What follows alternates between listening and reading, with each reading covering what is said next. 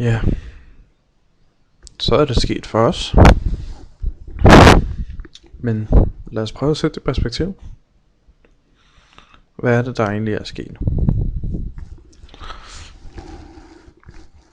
De to mest sandsynligt største opfindelser i vores generation, det er i hvert fald internettet, og ikke mindst mobiltelefonen.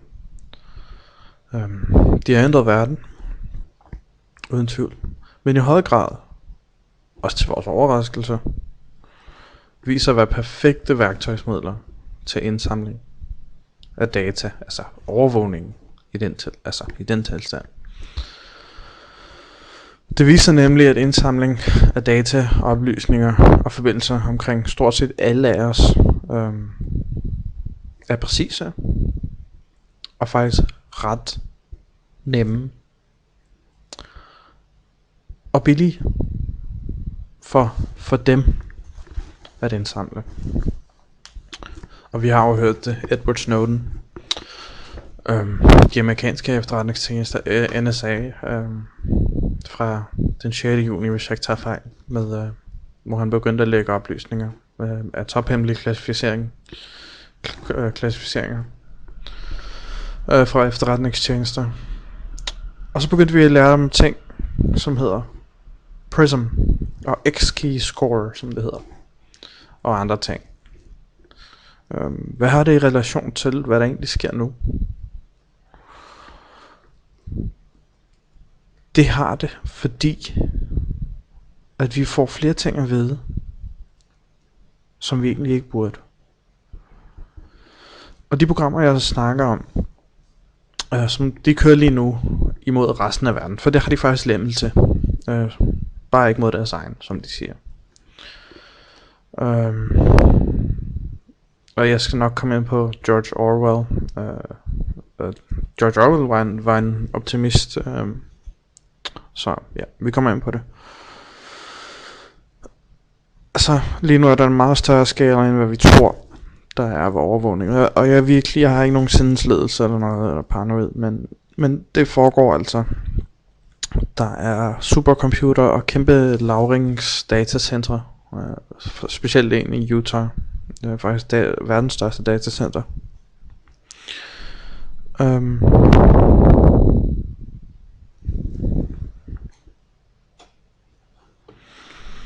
Ja. Det er et meget tungt emne for mig ligesom at komme rundt omkring, fordi at det skal relateres til os. Og det er meget svært for mig, fordi jeg skal have det hele med.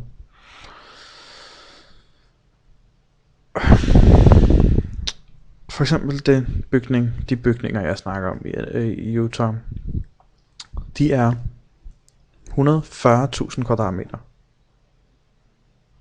store. Men det fortæller ikke rigtig meget. Altså, måske er det bedre at forestille sig som en sammenligning. Altså, du tænker at det største IKEA varehus der nogensinde har været i. Altså, men prøv at tænke på det her. Det er 5 gange større. Hvor mange harddiske kan du passe ind i en IKEA butik? Altså, prøv lige at tænke over det.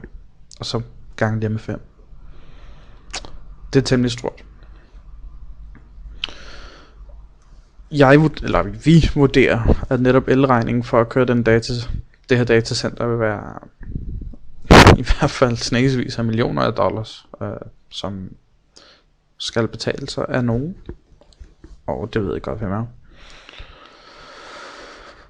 Og den form for overvågning betyder, at de kan indsamle vores data og holde det dybest set for evigt. Og holde det i længere tid. Holde det i årvis. Holde det i årtier.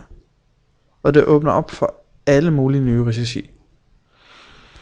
For os alle. Og hvad det er, at det er altså et tæppeovervågning af os 24/7.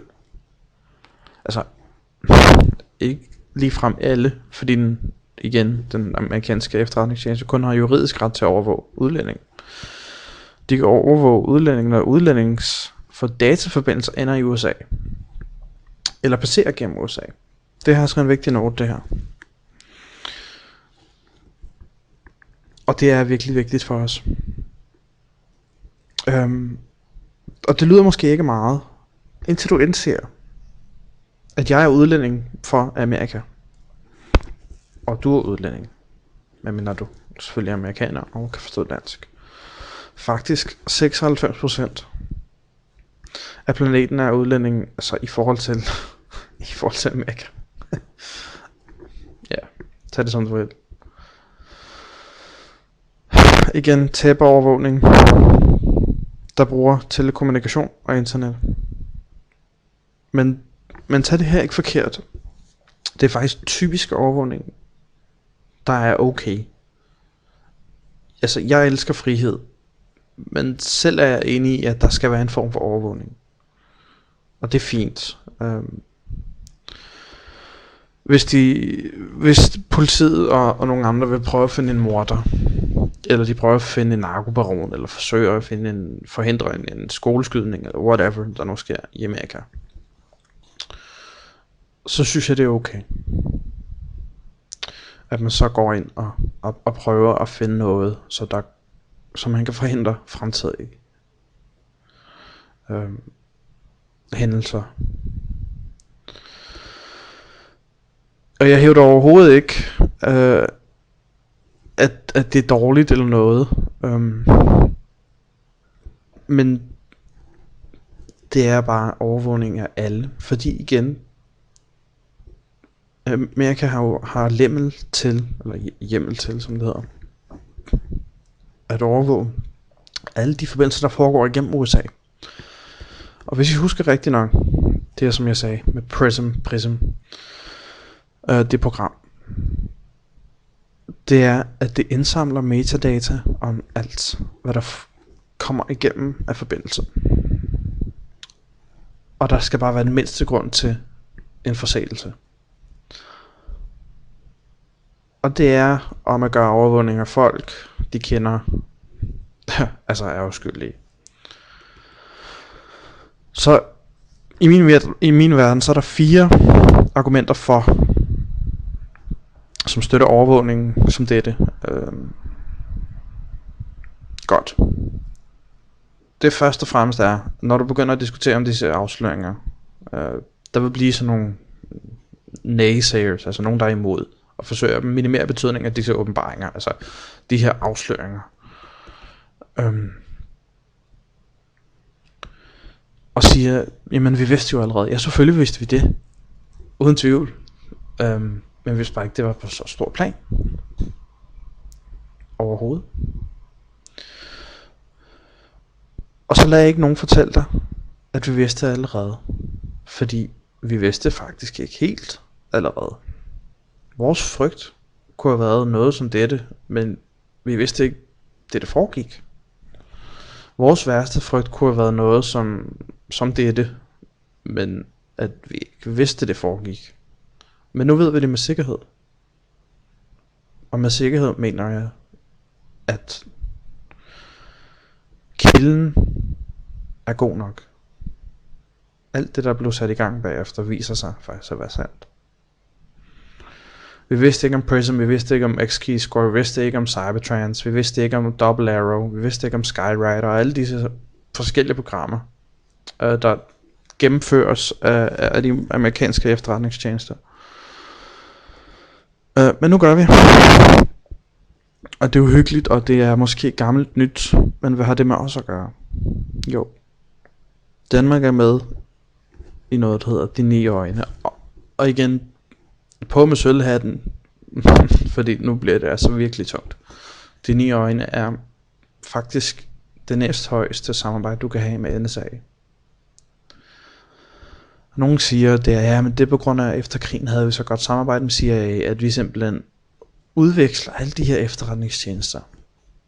Så det der så skete her i weekenden, det med terrorhandlingen, hvis det så viser sig at være terror, hvordan kan det så være, at det er sket?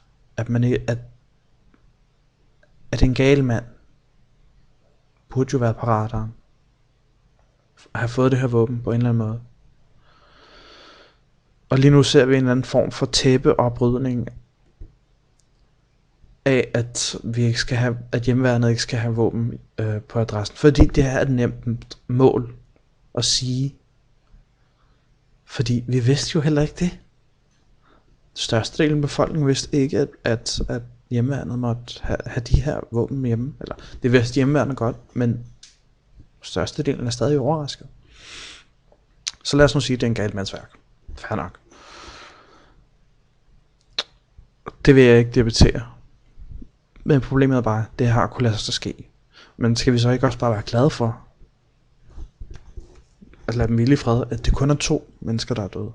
Og det ikke er 100 plus, eller 1000 plus mennesker, der er blevet massakreret. Igen, det undrer mig. Jeg undrer mig igen. Og politikerne, de først inden for et par timer, var det eneste jeg hørte, det var mørke kræfter. Det var næsten som om, at de havde haft en anden form for samtale om, at hvis det her skete, så har vi den her form for dagsorden, der hedder mere overvågning til danskerne. Og vi skal kalde det mørke kræfter, for det kan folk forstå. Fordi de skal prøve at røre os på den måde, så vi kan få flere stemmer for den her overvågning. Indskrænke vores frihed. Som der er sket i både Canada, det glemmer vi også lidt nogle gange, for de var meget neutrale.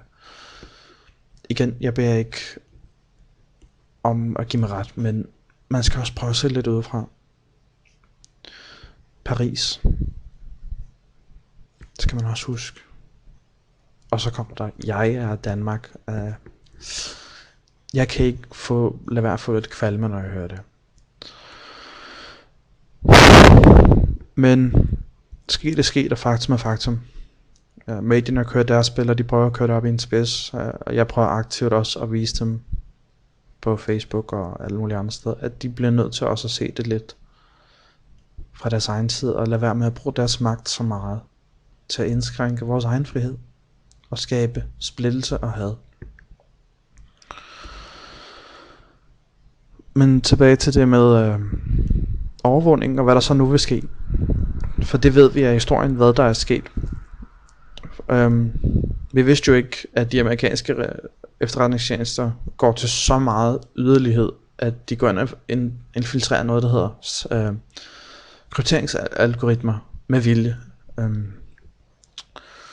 Det er lidt svært at gå ind i, men når du for eksempel sender noget krypteret, og som sagt, de har det største datacenter, hvis de har en mistanke om, at du er, lad os sige, terrorist, og du sender noget krypteret, som du egentlig ikke vil have andre skal vide, men måske kun dine pårørende. Og de finder, eller ikke finder, men de har den her meddelelse, som er krypteret. Så har de den mulighed, og lyt godt efter, de har mulighed for at gætte sig til med de her server 1 million gætterier per sekund, indtil de får den krypterede besked. Det er den nemmeste måde, jeg kan sige det på.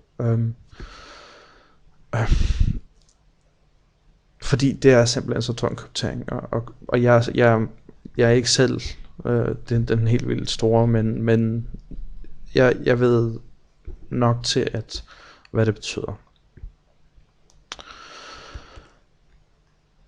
Og det er altså lidt uhyggeligt, fordi igen, der er det her samspil med de 9 øjne, som er faktum. Vi er en af de lande, som er så tæt på. Tag for eksempel Sverige. Meget neutral. Når de kører, de uploader filer til Dropbox, Skype, whatever. Prøv at huske på, at det er udlændinge, der så skal igennem USA's forbindelse, fordi Skype og Dropbox er amerikanske. Det vil sige, de har ret til at gøre det sikkert og kigger igennem dine ting. Om det både er godt eller ondt. Det er ærgerligt. Google var jo også en form for dansk opfindelse. Nu er det amerikansk og kæmpestort. Og de forbindelser, de går også igen igennem Amerika. For de har rettighederne. Det er Skype, det er Dropbox, iCloud, whatever. Og I bruger det alle sammen. Apple bruger det alle sammen. Man skal lige tænke sig lidt om en gang imellem.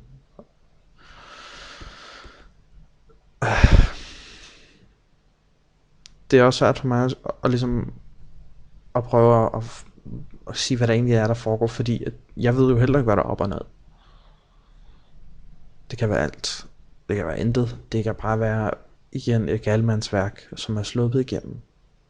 Men det våben, han havde, det får man bare ikke lige igen. Og hvis det er hjemmeværnets våben, det er det jo. Når medierne siger det, så er det jo sandt, ikke også? Ja. Når jeg ser de billeder af overvågningsbilleder, så jeg på TV2, at politiet havde meget svært ved at finde de her kameraer. Men hvordan har de kunne finde de her kameraer for det første, hvor de har jo vidst, hvor han var?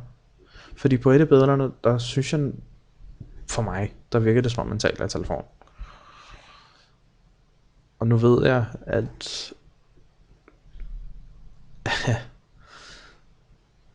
at man har noget, der hedder, at politiet eller efterretningstjenester ringer til de mobilmaster, din telefon nu går over på, og hører, for eksempel, lad os sige TDC, du har TDC, så ringer de til TDC, du bliver nødt til at sige, hvor han er.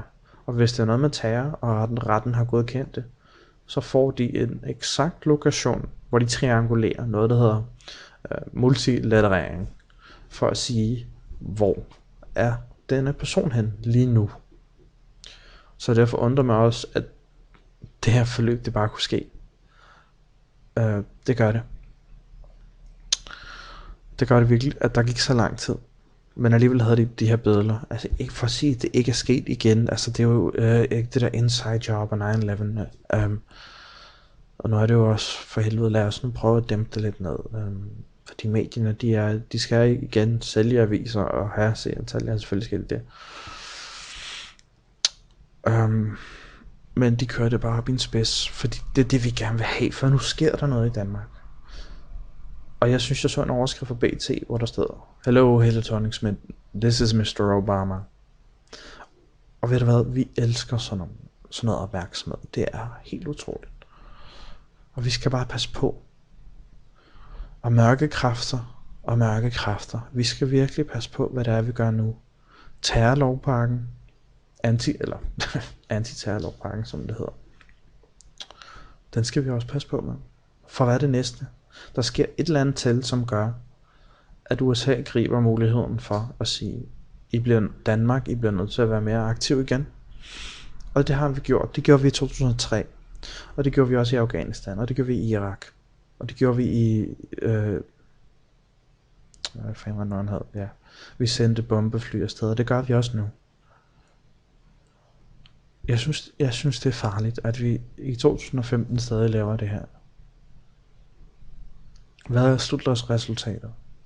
Hvad er meningen med det? Hvis jeg skal kede det sammen og holde fast på hat og briller, der er noget, der hedder EU, og det er vi alle sammen klar over. Den modvilje mod EU er ved at tage meget overhånd på det sidste, specielt Grækenland. Og nogle højre magter har sikkert lagt mærke til det, at Grækenland det her parti har vundet meget mod EU. Så vil man på en eller anden måde have skabt et sammenhold, der gør, at vi skal holde fast i EU, og vi skal holde fast i euroen. For i enden, der er krig lige med penge og magt. Krig skaber højkonjunktur. Ingen tvivl om det. Og vi skal holde os bønder, som jeg vil kalde os, i skak. For man ved aldrig, hvad vi kan. Fordi vi skal huske på, at vi har ansat dem. De har ikke ansat sig selv. Vi har magten i sidste ende. Jeg synes, det er uhyggeligt alt det her, og det kan godt være, at jeg taler sådan lidt her og der, men jeg prøver bare at få jer til at tænke på et lidt andet plan. At vi nogle gange lige skal tænke os lidt om, hvad egentlig er det, der foregår. Og jeg synes, det er farligt.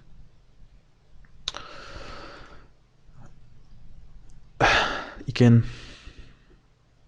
man kan jo håbe på det bedste, og medierne også måske lige tager et skridt bagud og ser det ud fra. Men de ignorerer meget af det. Og jeg synes ikke rigtig, man har hørt så meget fra PET andet end, at de rigtig hurtigt er kommet frem til nogle tal, som de skal bruge til den her overvågningsplan og antiterrorpakke. Og alt det, der foregår i verden, Ukraine, det er for meget for mig, til at jeg tænker, at det bare er ren tilfældighed. Dagsorden eller ej, det er sørgeligt.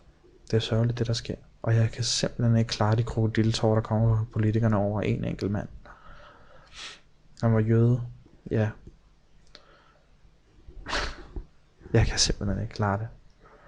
Fordi Helle vidste jo godt, det så ikke godt ud med hendes meningsmåling, og det har det aldrig gjort. Og nu ser hun altså muligheden, og det gør Lars Løkke også, efter det der jakkesæt episode.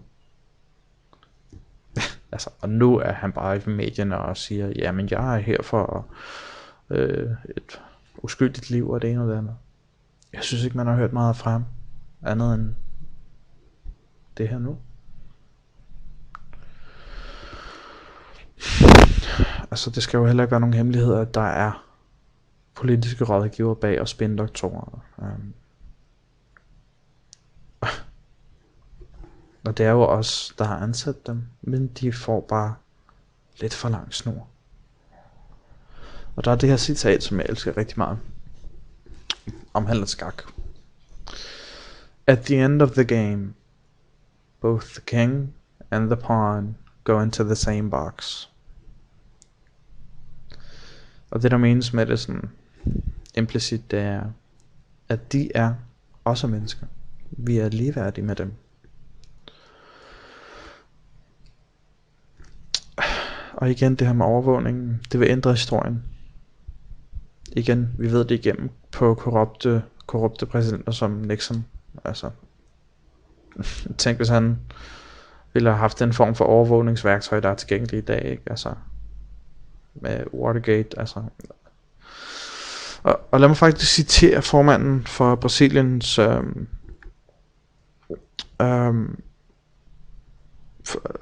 efterretning, eller hvad fanden nu er. Hun hedder Dilma Rousseff, hvis jeg ikke tager helt fejl. Hun var en af målene i NSA-overvågningen. Hendes e-mails blev læst, og hun talte på de Forenede Nationers hovedkvarter, I ved, det der sted, hvor man nu holder de der taler. Og hun sagde, hvis der ikke er ret til privatlivets fred, kan der ikke være nogen sand ytringsfrihed og meningsfrihed. Og derfor kan der ikke være nogen effektiv demokrati.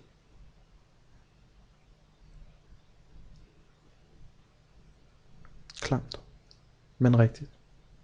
Det er, hvad det handler om. Privacy er byggestenen for vores demokratier. Og for at citere lad os kalde ham en kollega, en sikkerhedsforsker, Marcus Renum, sagde, at USA lige nu behandler internettet som det vil være at behandle en af sine kolonier. Og USA har rigtig mange kolonier efter en verdenskrig. Lend-Lease-aftalen, hvor England gav rigtig mange af deres kolonier væk for at få værktøjer mod nazisterne. Fair nok. Men de har rigtig mange. Og for igen også tale videre om på det han har sagt, så er vi tilbage til en alder af kolonisering. Og vi, de udenlandske brugere af internettet, bør vi tænke på amerikanerne som mestre. Det er egentlig meget godt sagt, hvis du spørger mig. Herr Snowden, han er blevet beskyldt for mange ting. Nogle skyder skylden på ham for at forårsage problemer for den amerikanske cloud-industri og software-virksomheder med disse afsløringer. Og de prøver at skyde skylden på ham, på Snowden, for at forårsage problemer for den amerikanske cloud-industri.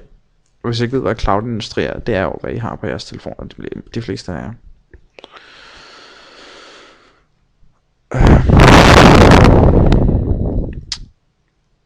Så jeg synes, det er igen latterliggørelse af ham for at kontaminere problemet. De prøver at isolere problemet og sige, ja, men bla bla bla bla. Nej. Jeg synes, det er... Altså, det vil være det samme som at sige, at Al Gore var skyldig i global opvarmning. Al Gore var jo rimelig meget fortaler for, at vi skulle gøre noget, hvis I ikke husker det. Han havde selvfølgelig nogle faktuelt forkerte ting, men det er sådan noget helt andet.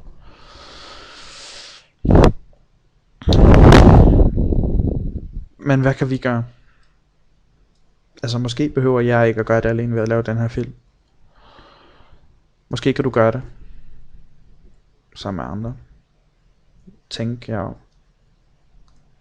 hvad der egentlig foregår bag, i stedet for at være blind og ikke at kunne lægge 2 og 2 sammen, hvis man skal sætte sig ind i politikers plan, i magthavers plan. Skal vi bekymre os? Nej, jeg synes ikke vi skal bekymre os. Men vi skal være vrede. Det skal vi. Fordi det er forkert, alt det her. Hvis det viser sig vel at mærke at være sandt. Og jeg har bare en meget stor mavefornemmelse af, at det er et spil for galleriet. For det kunne lige så godt have været en banderelateret skydning. Selvfølgelig på det forkerte sted. Who knows. Men vi var meget hurtigt ude at sige, at det var terror på grund af, at det var der, hvor det skete. Vi var bare ikke hurtigt nok, og hvis politiet ikke har haft træning nok, så er det hvad det er. Giv dem den mere træning, men lad os nu have vores frihed.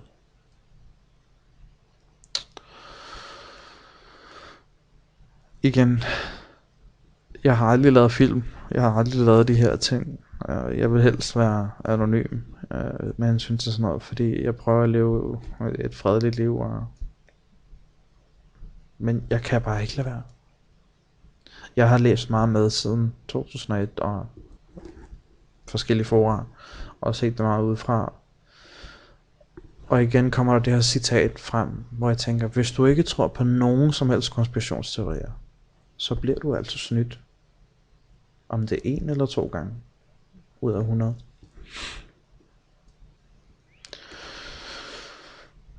Vi skal være frie og åbne, men vi skal også have sikre systemer. Og det skal vi. Vi skal have sikre systemer, det skal vi bare. Vi skal have vores data i fred.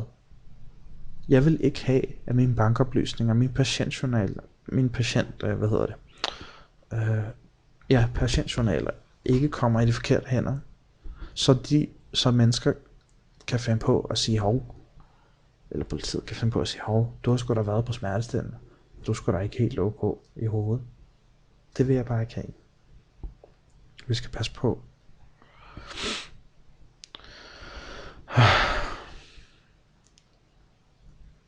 Ja. Tak. Jeg håber I vil tage godt imod det her.